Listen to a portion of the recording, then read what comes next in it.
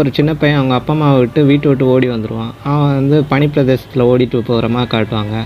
அவன் ஒரு அதாவது ஒரு கண்ணை ஃபுல்லாக கண்ணுக்கு மேலே வந்துட்டு கருப்பாக வந்துட்டு லைன் விழுந்த மாதிரி இருக்கும். அதாவது பிறக்கும்போதே அவன் கண்ணுக்கு மேலே வந்துட்டு மச்சம் சொல்ல முடியாது, அதாவது கரிய பூசின மாதிரி ஒரு பக்கம் இருக்கும். ஆனால் அந்த பையனோட அப்பா அம்மா வந்து பேப்பரில் நியூஸ் போட்டிருப்பாங்க, என் பையனை யாராவது பார்த்தீங்கன்னா எங்களுக்கு வந்து தெரிவிங்க அப்படின்னு நோட்டீஸ் போட்டிருப்பாங்க. அதையும் நமக்கு விஷுவலில் காட்டுவாங்க. வழக்கமாக இந்த ஸ்லாஷர் படத்துலாம் 4-5 பேர் குரூப்பாக வருவாங்க. ஏதாவது ட்ரிப்பு வந்துட்டு திரும்பி போகும்போது வண்டி கூட இல்லாமல் போவாங்கள்ல, அந்த மாதிரி ஒரு வண்டியில் வந்துட்டு ஒரு 4-5 பேர் ஃப்ரெண்ட்ஸுங்க வர்றாங்க. அதில் ஹீரோயின் அப்புறமா 3 பசங்க இருப்பாங்க.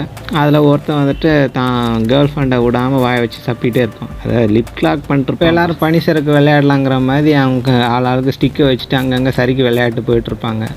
அதில் ஒருத்தன் ஹீரோயின் ஃப்ரெண்டுக்கு ஒருத்தன் ஜம்ப் பண்ணிலாம் டைவ் அடித்து கீழே விழுந்து காலை உடச்சிருவான். அவனை கொண்டு வந்துட்டு எங்கே போய் சேர்க்குறேன்னு பார்க்கும்போது தான் அங்கே ஒரு பாலடைஞ்ச ஹாஸ்பிட்டல் ஒன்று இருக்கும். ஹாஸ்பிட்டலில் ஹோட்டல் அது உள்ளே போயிட்டு இடம் இருக்கான்னு பார்ப்பாங்க. யாருமே ஆள் நடமாட்டம் இல்லாத இடமா இருக்கும். அங்கே ஒரு ரூமில் போய் அவனை தங்க வச்சுட்டு இருப்பாங்க.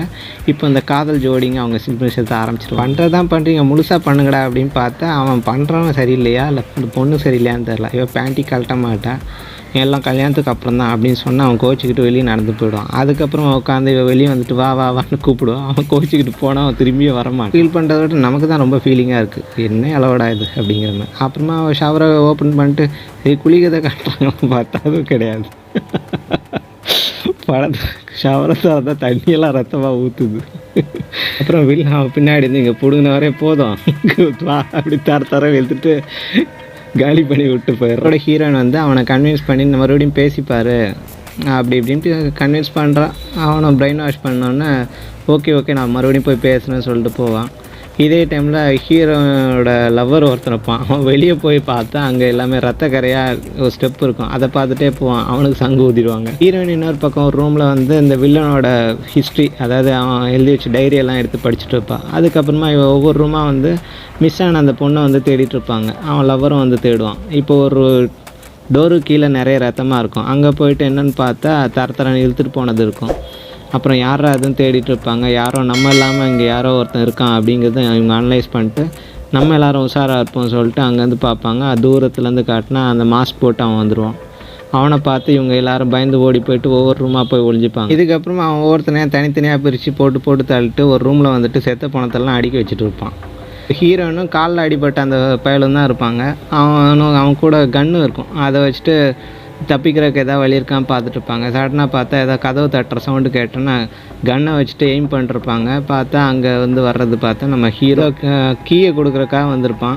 அவன் வந்த டைம் பார்த்து இவங்க எய்ம் பண்ணிருப்பாங்க. அவனை பின்னாடி வந்து கத்தியால் சுரணுமா கோடரையெல்லாம் அவன் சுருவிடுவான். அப்புறம் இவங்க கொடுத்து இல்லாமல் வேடிக்கை பார்த்துட்டு அங்கேருந்து தெரிச்சு ஓடிடுவாங்க. அதுக்கப்புறம் ஹீரோயினையும் அந்த கால் அடிபட்டோம் அவனையும் போட்டு தள்ளமாக காட்டுவாங்க.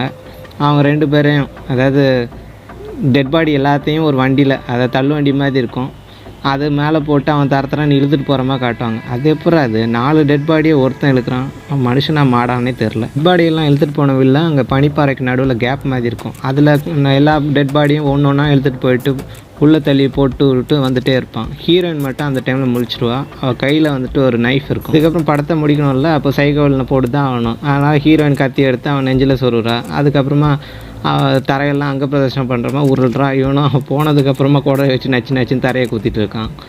அதுக்கப்புறமா அவனோட கொடையை எடுத்து அவன் வந்துட்டு வில்லனுக்கு போட்டு தள்ளிட்டு அதே குழி உள்ள தள்ளி விட்டு போயிடுறான்.